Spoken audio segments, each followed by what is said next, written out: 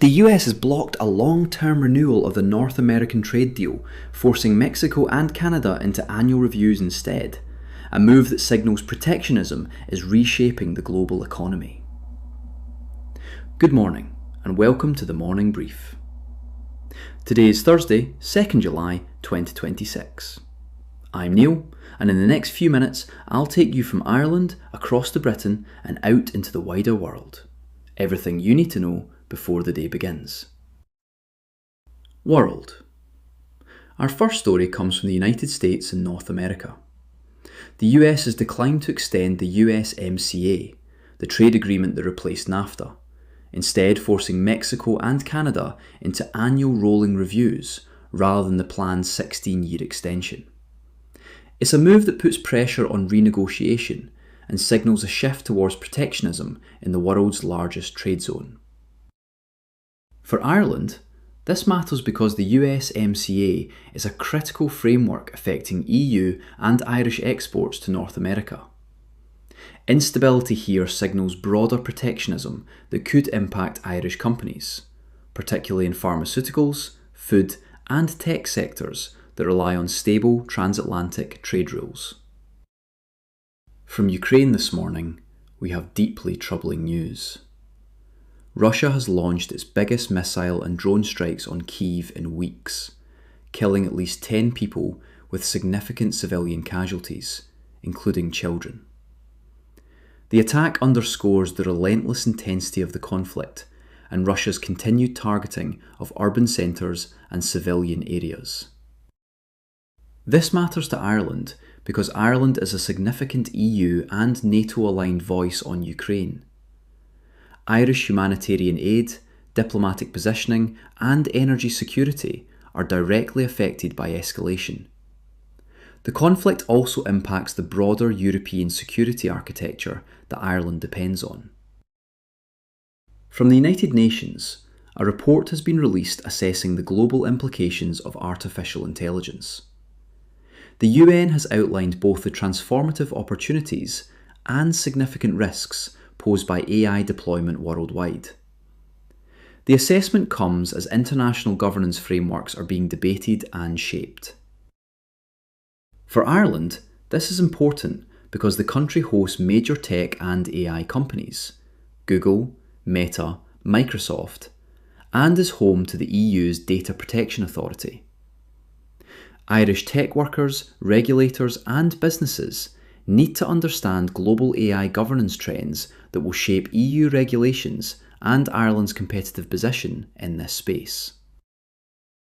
From Germany, a development that threatens to fracture a critical alliance. Germany has charged a Ukrainian individual in connection with the Nord Stream pipeline explosions. Ukraine denies involvement, and the case risks damaging the vital relationship between Ukraine and its key European backer at a moment when unity matters most. This matters to Ireland because destabilisation of Ukraine-Germany relations weakens EU unity on Ukraine's support. Ireland, as an EU member invested in Ukrainian victory and European security, faces potential complications in coordinating aid and sanctions policy if diplomatic rifts widen. UK. From the UK this morning, analysis of a potential US-UK trade deal has raised serious alarm bells.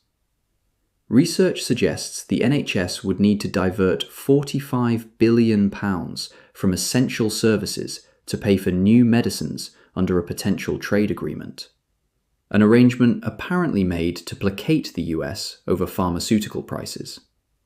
The knock-on effects could extend far beyond England's borders.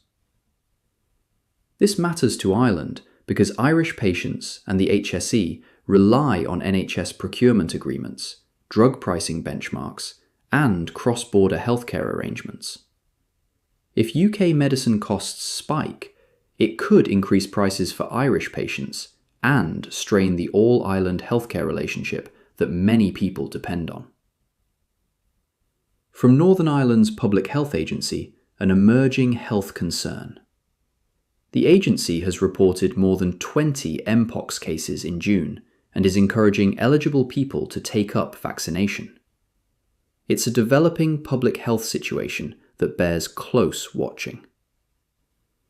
This matters to Ireland because Northern Ireland shares an open border with the Republic, and disease transmission doesn't respect political boundaries. Cross-border disease tracking and coordinated public health responses between Irish and UK health authorities are essential for protecting people on both sides of the border. From fuel markets, there's been a significant shift. Diesel prices have plummeted dramatically, marking the largest monthly decline in 26 years, as geopolitical tensions ease following the US-Israel conflict with Iran. Fuel costs had jumped when tensions escalated, but they're now declining as hopes for lasting peace grow. This matters to Ireland because fuel price movements in the UK directly affect Irish transport costs, cross-border haulage, and consumer prices. Ireland's economy is sensitive to energy commodity fluctuations that impact both our imports and exports. And we close at home in Ireland. This morning, the government's car scrappage scheme closed within an hour of opening for applications. A pilot programme designed to help Irish drivers replace older vehicles. The rapid closure indicates overwhelming demand, though it raises questions about capacity and access for people who missed out. This directly affects Irish motorists' wallets and their ability to replace vehicles. It's a government cost of living support initiative with clear, practical impact on daily transport decisions across the country. Ireland has formally launched its 6-month presidency of the Council of the European Union. President Zelensky was present for the opening to emphasise Ukraine's position at the heart of European priorities. However, the government faces immediate pressure over the Russian-owned Orgenish alumina plant in Limerick, and recent changes to accommodation policy for Ukrainian refugees in Ireland. This is a major government responsibility, affecting Ireland's standing in Europe, our economy, and our policy direction for the next 6 months. It has direct impact on Ukraine policy and how Russia's assets on Irish soil are managed. The Cabinet has approved new proposals to ease rural building restrictions. The government has signed off on changes aimed at making it easier for people to build one-off houses in rural areas. Local representatives say the changes are necessary to address housing shortages, though the plan does face questions about implementation and scope. This is critical for rural Irish residents seeking to build homes on family land. It directly addresses housing availability and cost pressures affecting families across the countryside. And finally, the Youth Mental Health Service Jigsaw is reporting record demand from young people. More young people than ever before are seeking help, a surge that highlights growing mental health challenges among Ireland's youth population. This signals an urgent health and social challenge affecting young Irish people. It reflects broader mental health pressures in society, with serious implications for families and our healthcare services.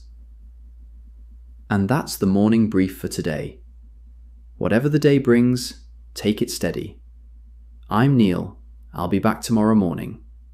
Until then, look after yourself.